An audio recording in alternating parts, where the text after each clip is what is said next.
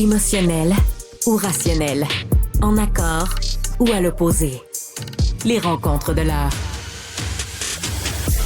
C'est un rapport qui fait énormément de bruit. C'est le rapport sur l'ingérence étrangère du Comité des parlementaires sur la sécurité nationale et le renseignement. Écoutez, là-dedans, on apprend entre autres qu'il y a des parlementaires canadiens qui contribuent à l'ingérence étrangère, que des députés fournissent de l'information à des puissances et que Justin Trudeau fait la sourde oreille face aux recommandations. Yasmine Marc-André, bonjour à vous deux.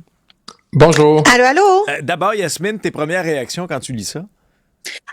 Absolument ahurissant. En fait, c'est quelque chose, on s'attendait à ça, il y avait de ces rumeurs-là, mais là maintenant d'avoir un rapport qui dise que des parlementaires travaillent sciemment avec d'autres puissances étrangères pour pouvoir non seulement leur fournir de l'information, mais finalement agir comme des agents étrangers, c'est hyper grave. On sait que c'est un phénomène qui est un peu mondial, mais moi, ce qui me flabbergaste, là, c'est que lorsqu'on était en train de reprocher ça au gouvernement Trudeau, il y a encore quelques mois, il y a 18 mois, 1 an, il y en avait pas de problème. Il y en avait jamais de problème. Ben non, il y a rien de ça. Or, aujourd'hui, on apprend qu'il y a littéralement des taupes dans les caucus. Des taupes dans les caucus du gouvernement, peut-être, probablement, qui fournissent de l'information. Quelle est la gestion de l'information dans les forums partisans du gouvernement Trudeau? Est-ce qu'ils partagent de l'information sensible dans les caucus auprès de tout le monde?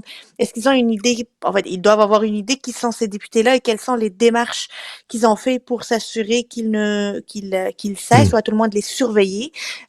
Moi, ça m'inquiète au plus haut point, ce rapport-là. Marc-André, Justin Trudeau qui est écorché là, dans ce rapport-là, visiblement. Ouais, mais ça, on le sait, Alexandre, on le sait depuis le début, là. Le rapport d'hier rajoute une couche, là. Il rajoute une couche de crémage sur le gâteau, mais ça fait le gâteau, il est plein de crémage déjà, là. On le sait depuis un bon bout de temps. Qui se sont fermés les yeux, qui n'ont pas voulu rien faire. On peut juste prendre le député là, Ndong là, sur les informations qui avaient sorti, qui avaient été commandées au parti durant l'investiture. Ils l'ont gardé en place. Ils n'ont pas posé de questions durant la campagne. Puis après l'élection, ils n'ont pas plus posé de questions. Là. Moi, c'est ça que je trouve ahurissant. Tu sais, je veux dire, tu fais poser des... Bon, peut-être pendant la campagne, tu peux dire ça va vite, OK. Mais là, après l'élection, la personne est élue. Et dans ton caucus, puis tu prends même pas eu le temps de la rencontrer. Et là, ce matin, hier, on a un rapport qui est écrit quand même par des élus, hein, parce que c'est un comité de sécurité où il y a des sénateurs, où il y a des députés des différentes formations politiques, où ils ont une code de sécurité spéciale. Et normalement, ce qui se passe dans ce comité-là, là, c'est hyper secret. Là. Moi, je me rappelle quand j'étais à Ottawa, j'étais chef de cabinet, là, on avait 2 députés qui siégeaient là-dessus, là, puis il m'arrivait à mon bureau, Marc-André, il disait « Hey, on peut pas parler, là, mais ce qu'on voit, ça n'a pas de sens. Mais ils peuvent pas parler, ils peuvent pas rien dire, là, au moins on a accès à ça. » Mais c'est qui les députés? C'est qui les sénateurs? Est-ce qu'un jour, on va le savoir? Également, ce qu'on comprend, Alexandre puis Yasmine, c'est que ce qu'on comprend dans le rapport, c'est qu'il y avait aussi du marchandage d'informations pour avoir de l'aide durant les campagnes, là. Et là, ça, c'est grave, là. Surtout, on est à l'aube d'une élection fédérale, là. Ça veut dire que les gens allaient voir, là, allaient voir des missions étrangères, des représentants des pays étrangers, puis ils donnaient de l'information sur des discussions, puis il y avait comme un retour du balancier, là, de ce qu'on comprend du rapport, là. Ça, c'est très inquiétant, là. Ça veut dire qu'on partageait de l'information à des fins en plus pour être réélu là, ou être élu. Là. Et moi, je ne vois pas les mécanismes en place pour protéger là, le Canada des ingérences étrangères lors du prochain scrutin. Tu poses une question importante, Marc-André, là-dessus. Là. Yasmine, on fait quoi là? D'ici à peu près 1 an et demi, on va se retrouver en élection au Canada. Maximum. Le statu quo ne peut pas être une option. Dans le cas. Maintenant qu'on sait ça, là, maintenant qu'on sait là, l'ampleur de la situation. En fait, ce qui est de plus problématique là-dedans, c'est le manque d'action suite à ce rapport-là, parce qu'en plus, on ne peut pas déposer d'accusations criminelles, notamment d'espionnage et de contre-espionnage pour le compte d'un pays étranger, qui est finalement un délit, là, un crime qui est sanctionné par le code criminel. Parce qu'il faut, les travaux de ce groupe-là, de ce comité-là, sont confidentiels et il ne faut pas rendre public les noms des personnes qui sont visées par par ce qui est écrit dans ce rapport-là. Donc, moi, je pense qu'il va falloir éventuellement trouver le moyen de donner l'exemple de qu'est-ce qui arrive avec des parlementaires qui manquent de loyauté envers le Canada et ses intérêts et qui sont utilisés ou que eux-mêmes se mettent à disposition de certaines puissances étrangères pour récolter de l'information. Pour moi, c'est ça la définition de l'espionnage et du contre-espionnage. Là. On peut pas trouver plus clair que ça, que d'avoir des parlementaires qui font filtrer de l'information qui peut nuire aux intérêts du Canada et dans l'intérêt d'une autre puissance étrangère. Il va falloir être intransigeant là-dessus. Et tous les partis politiques, là, oui, évidemment le gouvernement, mais tous les partis politiques devront, avant les élections, mettre en place des mécanismes de vérification des mœurs, de vérification de ce que leurs candidats et députés qui se représentent font. On se rappelle que Eva Nassif, là, en passant, qui était députée de Laval-des-Rapides sous la bannière libérale, n'avait pas reçu le feu vert pour se représenter avec les libéraux. On lui a pas donné de raison. Peut-on refaire cet exercice-là avec ceux que le cabinet du premier ministre Trudeau, ils savent qu'ils sont nommés dans ce comité-là? Peuvent-ils leur donner le feu rouge pour pas qu'ils se représentent et essayer d'assainir un petit peu le caucus libéral? Il me semble que ça serait de bonne loi que de faire ce genre de démarche. Il y a une question de loyauté envers du Canada. Yasmine, tu le soulignes avec justesse. Là, Marc-André, est-ce qu'il faut faire le ménage, selon toi? Bon, il faut faire le ménage, puis également, il faut voir que le gouvernement, là, l'entourage de M. Trudeau arrête de nous dire des niaiseries. Là. Dominique Leblanc là, qui répond hier, « Ah, mais vous savez, on ne peut pas contrôler les formations que les parlementaires suivent. » Là. Mais ce qu'on comprend, c'est que le ministère du premier ministre, le conseil privé, voulait donner de l'information, mais ça a été refusé par le politique. Là. Donc, à un moment donné, c'est ça le problème, c'est que on a vu des communications qui sont vraiment pas bonnes ou on croit pas l'information de nos renseignements de sécurité. Fait que là, après ça, tu partages. Là, c'est le gouvernement qui décide si l'information est communiquée ou si des formations sont données aux parlementaires. Fait que tout ça est tout croche, là. Je veux dire, ça peut pas être des services de renseignement qui donnent l'information au gouvernement, par ça, le gouvernement décide s'ils avertissent les élus, là, ou pas, là. Ben, parce que sinon, le gouvernement, là, c'est sûr, il y a toujours de la partisanerie. C'est ça, la politique, là. Puis, il y en a, ça existait après histoire, puis ça va exister dans 150 ans encore. Fait que, on a comme pas le choix avec ça. C'est de la politique et de la partisanerie. Mais à un moment donné, est-ce que c'est au gouvernement à décider ce qui est donné aux autres parlementaires? Ben, je suis pas certain. Non. Il y a un élément supplémentaire qui me vient à l'esprit, c'est celui du rapport préliminaire de la commission d'enquête publique sur l'ingérence étrangère. Là, ils ont déposé le rapport en début mai. Et on sait que la commissaire a eu accès à l'ensemble des documents, puis qu'elle a tenu des auditions même en huis clos et qu'il y a eu une certaine transparence. Comment se fait-il que les informations explosives du comité ne se soient pas nécessairement retrouvées dans le rapport préliminaire de la commissaire? Moi, je me pose la question. Pourquoi il me semble que les deux enquêtent sur la même chose? Si les uns avaient enquêté puis ils avaient des preuves qu'il y avait des députés qui étaient en train de faire filtrer et exfiltrer de l'information des intérêts canadiens à des puissances étrangères, comment se fait-il que la commissaire n'en soit pas informée, que ça se retrouve pas dans son rapport? Parce qu'on mise beaucoup sur ce rapport-là.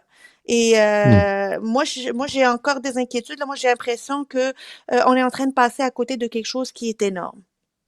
Pendant ce temps-là, Marc-André, à Québec, le gouvernement Legault amende son projet de loi pour protéger les élus contre l'intimidation. Il y avait eu expression d'inquiétude de la part de plusieurs patrons de salles de presse au Québec, des centrales syndicales, entre autres, pour la liberté d'expression. Comment tu vois la suite? Est-ce qu'on en fait assez pour protéger la liberté d'expression avec ces amendements? Ben, le gouvernement, Alexandre, n'avait pas le choix d'apporter des amendements. Là. Autant tu avais les syndicats qui disaient, ben, si on va manifester, puis on entrave la voie vers, exemple, l'hôtel de ville, ben là, on pourrait avoir des démêlés judiciaires. Là. Ça également, c'est une portion qui a corrigé. Puis après ça, quelques jours plus tard, c'était les patrons des salles de presse, là, qui étaient un peu assez inédits au Québec. Là. C'est rare que toutes les salles de presse, tous les patrons de salles de presse, tous les médias confondus, font une sortie conjointe. On est plus en compétition d'habitude. Ouais, d'habitude, c'est plus de compétition. La saine compétition, hein, ça nous force à être meilleurs. Voilà. Mais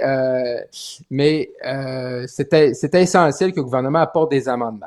Il faut falloir quand même voir si ces nouveaux amendements-là vont remplir. C'est un pas, je pense, à la bonne direction, mais c'est un équilibre. Hein? C'est une fine ligne là, entre protéger les élus, s'assurer qu'on est dans un climat acceptable et d'un côté permettre à des gens, à des citoyens, à des syndicats ou à des journalistes de faire leur travail, là, puis de poser des questions. Là. Fait qu'on on a réagi rapidement un peu. Hein. On a vu toutes les histoires à gauche, à droite dans les conseils municipaux, dans les villes. La ministre de la Forêt est arrivée rapidement. C'était prévisible. On avait parlé ensemble qu'il n'y aurait pas le choix d'apporter des amendements. Là, elle le fait. Puis, malheureusement, il va falloir comme voir comment ça va s'appliquer une fois rendu sur le terrain. Puis, est-ce qu'il y a des gens qui vont faire des injonctions, des requêtes, tout ça, pour essayer de bloquer des manifestations? Mais je pense que Mme Laforêt a bien fait de déposer des amendements. Yasmine? Moi, c'est pas tant les amendements que l'échéancier là, qui a été fait. Là. Tu sais, la sortie tant des syndicats que des patrons des grandes salles de nouvelles, ça remonte quand même. Mais là, on le voit qu'il y a une action concertée du gouvernement en cette dernière semaine de Parlement. On nettoie, là. Ah ouais, puis là, on sort les bonnes nouvelles aussi, hein? Toutes les bonnes nouvelles. l'UPA, on dirait que le cabinet là, du premier ministre, on dirait qu'il a envoyé un courriel à tous ses ministres pour dire « OK, faites-nous une liste des bonnes nouvelles que vous allez être en mesure d'annoncer à la dernière semaine. » là. Puis là, André Laforêt, elle fait 2 checks. Là. Regardez, je les ai écoutés. Là, puis là, tout le monde va être heureux. Les syndicats, les patrons de la presse, parce qu'elle aurait pu le faire avant. Hein. Il n'y a rien qui justifie que ça soit fait cette semaine. Elle aurait largement pu le faire avant. Elle aurait pu le faire au lendemain de la sortie tant des syndicats que des médias là. On voit que c'est concerté, mais évidemment, on va jamais cracher sur une ministre qui améliore son projet de loi, une pièce législative qui améliore la démocratie, qui améliore l'accès à l'information. Je trouve qu'elle a bien entendu les doléances des uns et des autres et que finalement, c'est la seule décision qui s'imposait. Là, on pouvait pas faire autrement que de venir édulcorer un peu les dispositions qui étaient assez costaudes de ce projet de loi-là, qui ne se justifiait pas tout à fait, alors que oui, le contexte justifie un encadrement, mais pas nécessairement aussi de manière aussi drastique que ce qui a été proposé préalablement. Oui, puis ça nous montre un peu l'importance. Souvent, on dit, bon, les projets de loi, puis là, ça niaise, puis tu sais, pourquoi les députés pourraient pas juste se concerter, puis tu sais, puis on approuve ça en 3e vitesse, mais ça nous montre la qualité puis la valeur de faire un processus quand même. Là. Ça permet aux gens d'expliquer, ça permet aux gens, aux partis intéressés de lire le projet de loi, de s'exprimer comme les syndicats, comme les médias l'ont fait, comme d'autres groupes l'ont fait également. Le DGEQ, hein, le directeur général des élections, qui était mal à l'aise, on lui demandait comme une espèce de rôle, là, et puis un peu entre l'arbre et l'écorce. Là, également, ça, on va le corriger. Fait que ça permet, là, ce travail-là. Souvent, on est comme, OK, puis nous, on est les premiers, là, les chroniqueurs, analystes à chialer. Bon, ils devraient se dépêcher. Ça me semble, c'est comme la tarte aux pommes, tout le monde aime ça, mais bon. Faut reconnaître au moins que le processus, parfois, il est utile. Est-ce que vous vous sentez en sécurité à Montréal? Il y a 2 données, en tout cas, intéressantes qui sont sorties. D'abord, le nombre de crimes à Montréal a augmenté de 11,5 % en 2023 comparativement à l'année précédente. C'est ce qui ressort du bilan du SPVM. Puis, parallèlement à tout ça, le syndicat des policiers sortait un sondage léger qui démontre que 2 Montréalais sur 3 pensent que leur ville est moins sécuritaire qu'il y a 5 ans. Maintenant, Marc-André, une fois que le constat est fait, là, c'est quoi la prochaine étape? Quels sont les gestes concrets qui doivent être posés pour redresser la situation? Bon, on essaie d'en poser plein des gestes, là, surtout depuis, ça fait comme une semaine là, avec les pourcentages qu'Alexandre t'a sorti d'entrée de jeu. Il y a quand même des actions, puis ça permet à François Bonnardel de rappeler les actions, plus de policiers, mais tu sais, à un moment donné, on peut en mettre 1000 de plus, même si on en met 1000 de plus, est-ce que ça va changer? Probablement, mais on peut pas non plus avoir des policiers devant chaque maison, chaque logement, chaque résidence sur l'île de Montréal. Là. Mais moi, ce que j'aimerais ça avec discuter, c'est les personnes qui pensent que c'est autant sécuritaire. Là. C'est qui dans le tableau qu'on voit, là, c'est qui le 31% là, de gens C'est quoi vos arguments? C'est quoi vos arguments? Parce que je pense que c'est assez généralisé qu'on le sent, on le voit, on a l'exemple à tous les jours que c'est moins sécuritaire. On va les inviter, ces gens-là, là, à quitter Westmount puis Outremont puis à venir se promener autour de la station ici. Ils vont peut-être changer leur perception. Ouais, peut-être qu'ils vont changer. Peut-être ils vont changer. Okay, mais il n'y a pas. Oui, malheureusement, Alexandre, là, c'est un travail collectif. Il n'y a pas de baguette magique, mais pour corriger ça. Mais il faut quand même reconnaître que se sentir en sécurité dans son milieu de vie, là, ça n'a pas de prix, là. Quand on voit ce qui se passe à gauche et à droite sur la planète, là, fait que ça, faut le chérir, faut le protéger, puis il faut s'en occuper, là. J'écoutais Yasmine, l'entrevue qui était intéressante avec M. Franqueur, le président du syndicat des policiers, qui était au micro de Benoît Dutrisac à Cube. Puis lui, il montrait du doigt un peu les politiques aussi de Valérie Plante à mots couverts, là. Des espèces de philosophie, à un moment donné, de définancer la police. Non, ça a eu du succès à Montréal. Mais je pense que Valérie Plante a changé de son fusil d'épaule là-dessus. Là. Elle n'est pas dans la politique elle-même de définancer. Son parti politique l'a été, là, mais là, à un certain moment, elle n'a pas embarqué dans cette game-là, où je me permets l'expression de définancer la police. Toujours est-il que pour dissuader et faire de la répression, il faut être visible. Or, nos policiers à Montréal sont toujours pris à répondre à des appels d'urgence, mais ne peuvent plus patrouiller. Ils n'ont plus le temps de patrouiller. Et ils font du travail social, puis la toxicomanie, puis essayer de régler les chicanes entre personnes en situation d'itinérance. Ce n'est pas ça le rôle. Ils ne font pas le rôle pour lequel ils ont été payés, pour lequel ils ont été embauchés. Moi, je pense qu'il va falloir réviser là, comment on va rendre la police beaucoup plus visible. On se rappelle le centre-ville de Montréal, il y a à peu près 2 étés, là, il y avait eu beaucoup de fusillades, notamment sur Saint-Denis. Et la présence policière a été renforcée. Et bizarrement, on a eu une petite période d'accalmie. Je pense qu'on a besoin de voir plus de police. Quand on voit qu'il y a un poste de police sur Bishop et Sainte-Catherine, alors que là où c'est chaud, là, c'est dans notre coin entre Cube et TVA, là. Moi, j'aimerais ça voir un poste de police dans ce coin-là, avec des policiers qui rentrent et qui sortent. Peut-être que ça va calmer un peu les enjeux, parce que moi, je peux pas marcher entre Cube puis TVA, même en plein jour, pour aller, par exemple, à la Joute. Je suis obligée de prendre ma voiture. Ce n'est pas sécuritaire. Moi, je marche, mais je marche vite, honnêtement. Je vous invite à lire un excellent texte de Richard Martineau dans le journal qui relatait, c'est une théorie qui est bien connue, la théorie du carreau brisé.